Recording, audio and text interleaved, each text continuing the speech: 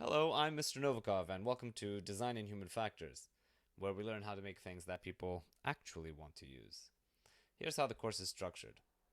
There are three kinds of things that we do in this course. There are activities, concepts, and techniques.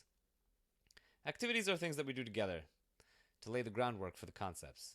If you're not taking this class in person, you can get together with your friends and try them out for yourself. Concepts are ideas that I want to communicate to you throughout the entire course. And finally, techniques are different ways of getting a result. In general, I'll explain each technique, but it'll be up to you to practice it. So what are you supposed to get out of this course? Well, cupcakes would be great, but unfortunately, I don't have any to hand out. Here's what I'm hoping you'll get, but I need you to tell me if this isn't working for you.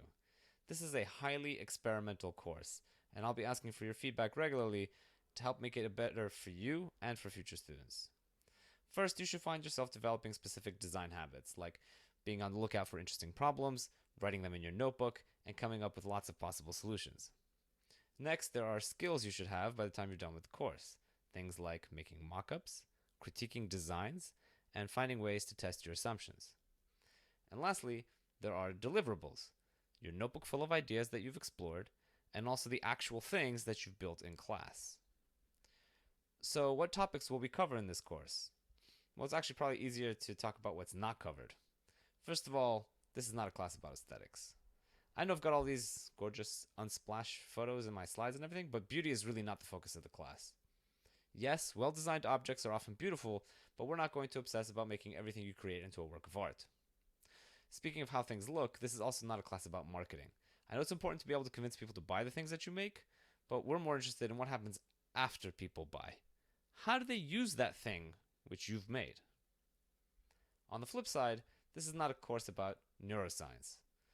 It'll come up from time to time, we'll talk about brains, but I care more about mind and behavior, what a person thinks and does.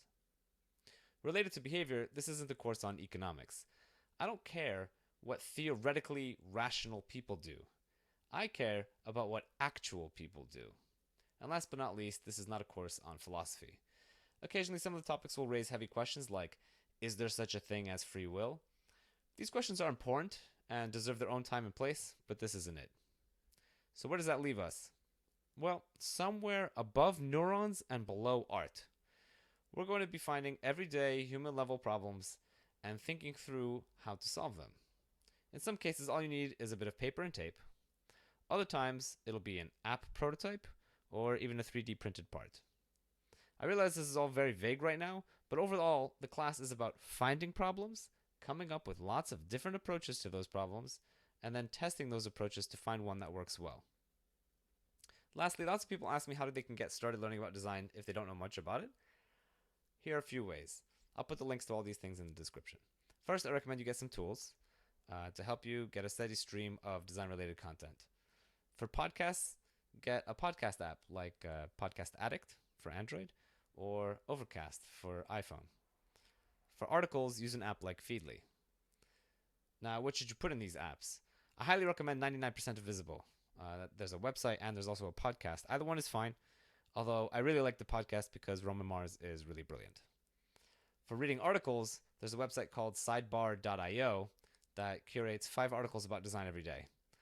Some of the articles are a little too focused on web design tools, but there's usually a few broader articles in there that are more interesting. All right, so what do you want to make? Leave me a comment to let me know.